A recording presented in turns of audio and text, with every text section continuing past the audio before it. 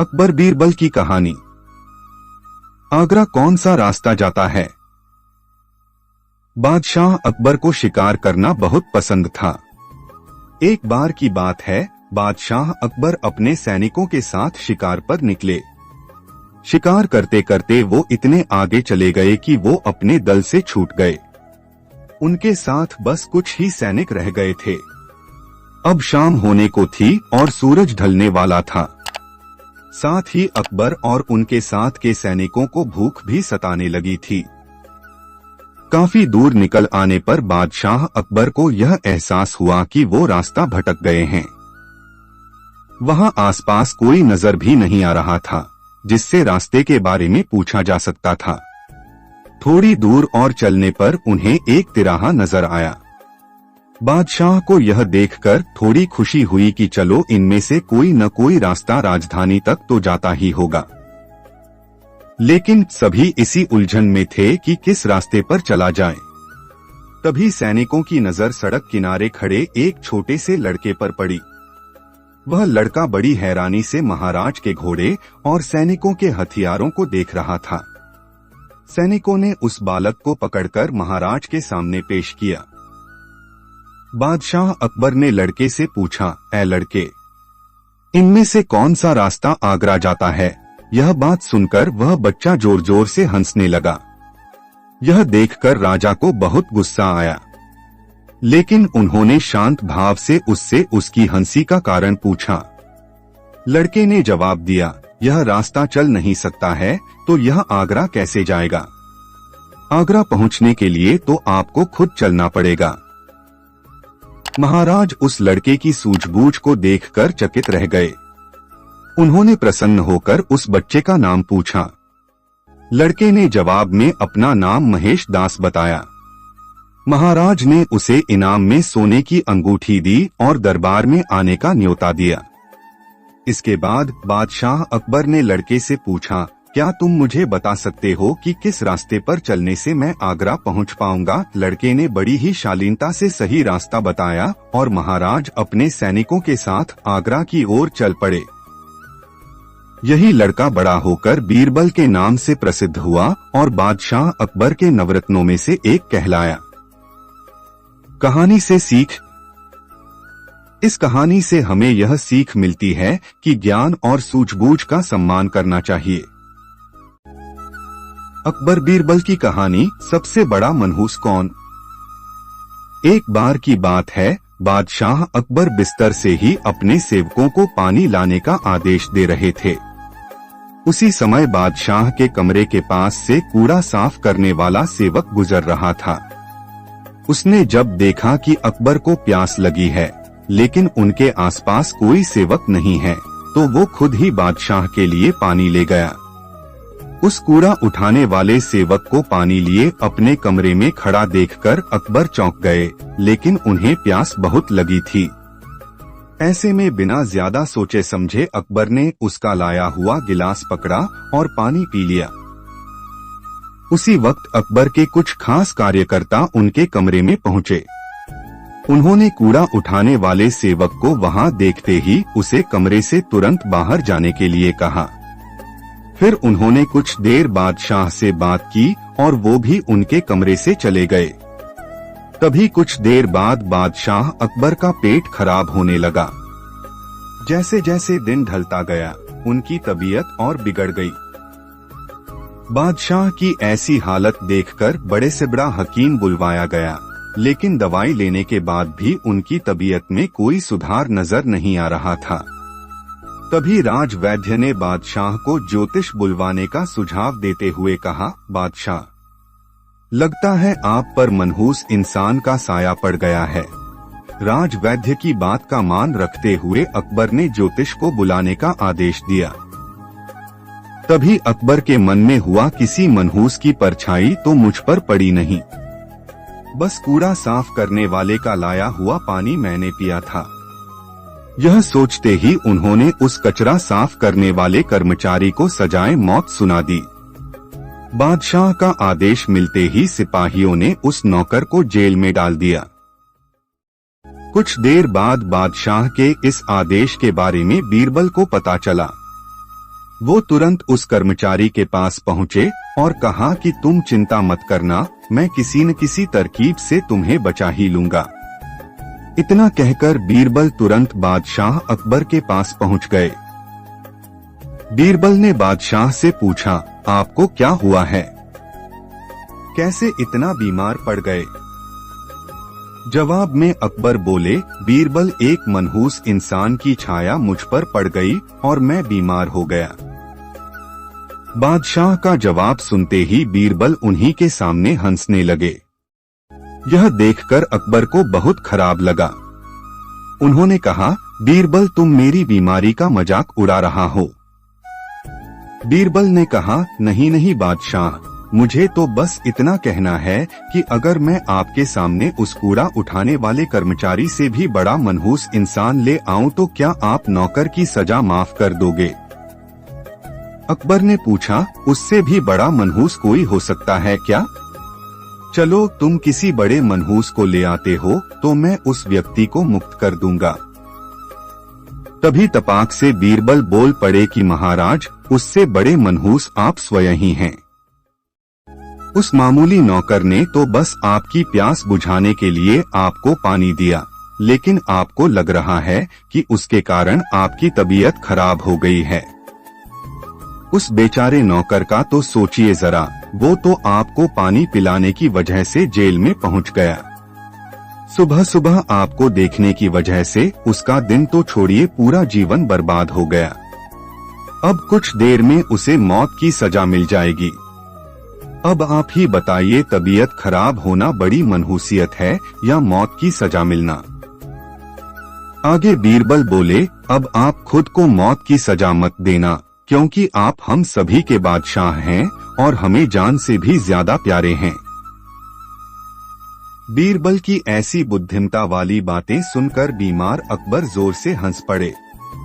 उन्होंने तुरंत ही सिपाहियों को कूड़ा उठाने वाले उस नौकर को जेल से रिहा करने का आदेश दिया।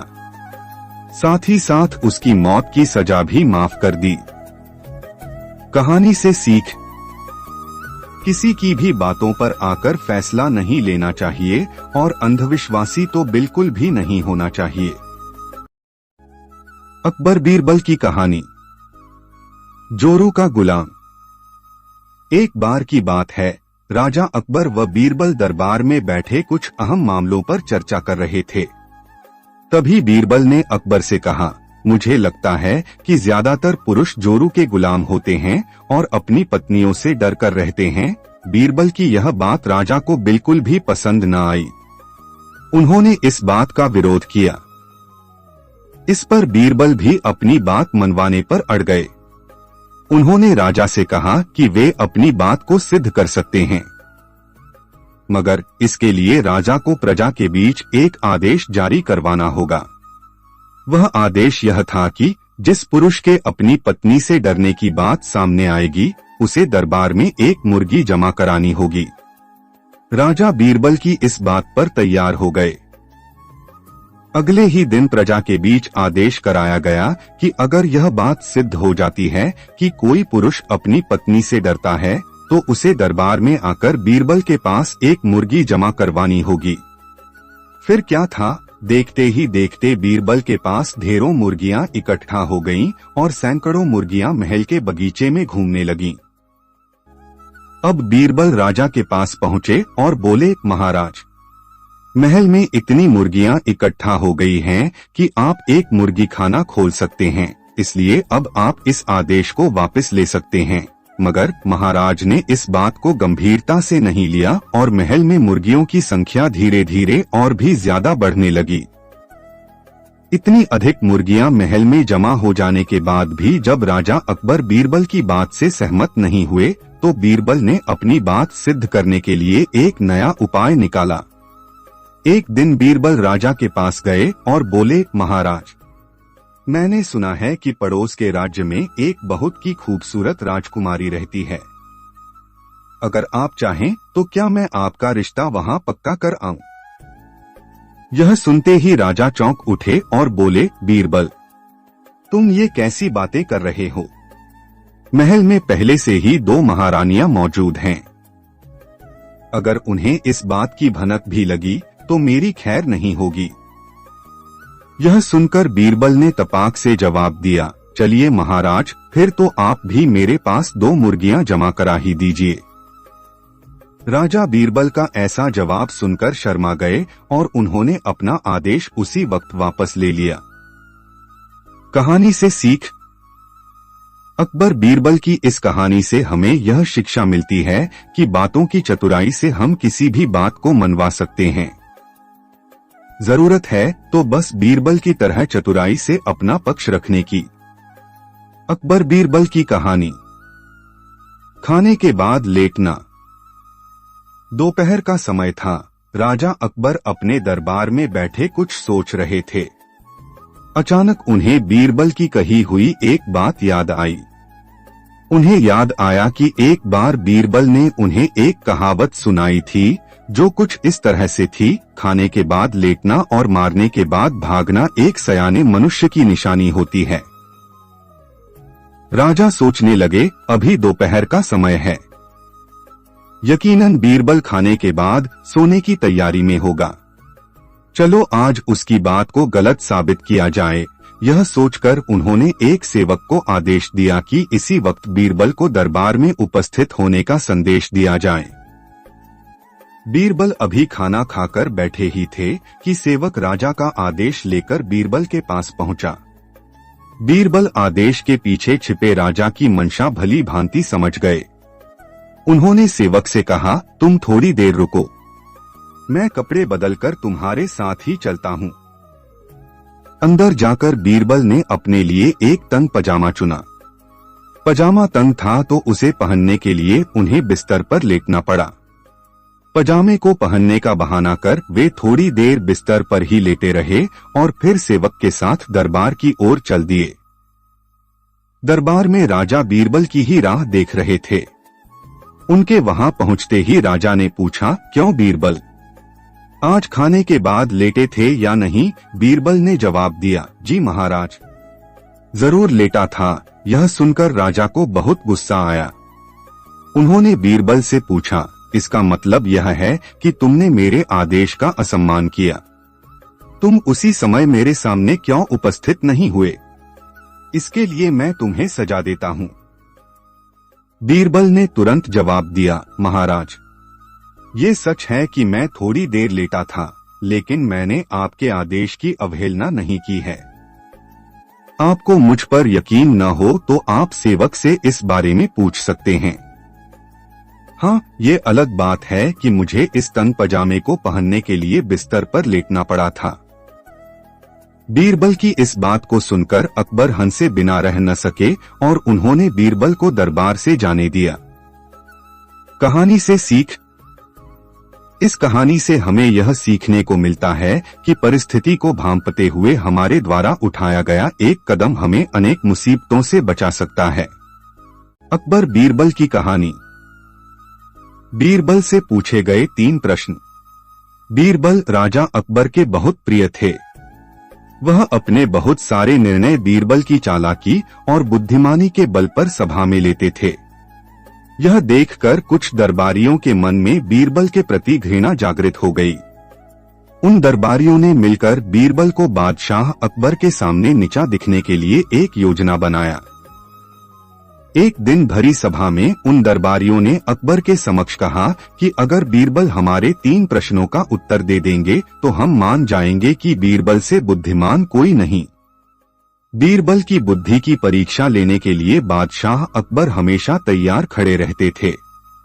यह बात सुनते ही राजा अकबर ने हाँ कर दिया। 3 प्रश्न कुछ इस प्रकार के थे। प्रश्न 1, आसमान में कितने तारे हैं? प्रश्न 2, इस धरती का केंद्र कहाँ है? प्रश्न 3, इस पृथ्वी में कितने पुरुष और महिला हैं? यह सुनते ही अकबर ने तुरंत बीरबल से कहा, अगर तुम इन प्रश्नों के उत्तर नहीं दे पाओगे तो तुम्हें अपने मुख्यमंत्री के पद को त्यागना पड़ेगा। पहले प्रश्न के उत्तर के लिए बीरबल एक घने बालों वाले भेड़ को घर ले आए और कहने लगे कि जितने बाल इस भेड़ के शरीर में हैं, उतने ही तारे आसमान में हैं। अगर मेरे दरबारी मित्र इस भेड़ के सभी बाल गिनना चाहें तो गिन सकते हैं। दूसरे प्रश्न के उत्तर के लिए बीरबल जमीन पर कुछ रेखाएं खींचने लगे और कुछ देर बाद उन्होंने एक लोहे की छड़ी को गाड़ दिया और कहा, यह है धरती का केंद्र बिंदु। अगर मेरे दरबारी दोस्त मापना चाहते हैं तो स्वयं माप सकते हैं। तीसरे सवाल के उत्तर में बीरबल बोले, वैसे तो यह बताना बहुत ही मुश्किल है कि इस दुनिया में पुरुष कितने हैं और महिलाएं कितनी हैं, क्योंकि इस दुनिया में कुछ ऐसे लोग भी हैं जिनको उस गणना में नहीं जोड़ा जा सकता, जैसे कि हमारे यह दरबारी मित्र। अगर इस प्रकार के लोगों को हम मार डालें तो हमें गणना करने में भी आसानी होगी। यह सुनते ही सभी दरबारियों ने सर नीचे कर लिया। तभी राजा अकबर ने हंसते हुए कहा, बीरबल, तुमसे चालक और बुद्धिमान कोई नहीं। कहानी से शिक्षा, मोरल ऑफ द स्टोरी। सफलता प्राप्त करना का कोई न कोई रास्ता जरूर होता है, बस अपनी बातों पर दृढ़ संकल्प रखना जरूरी है। Thanks for watching. Like, share and subscribe for more videos. Thanks for watching.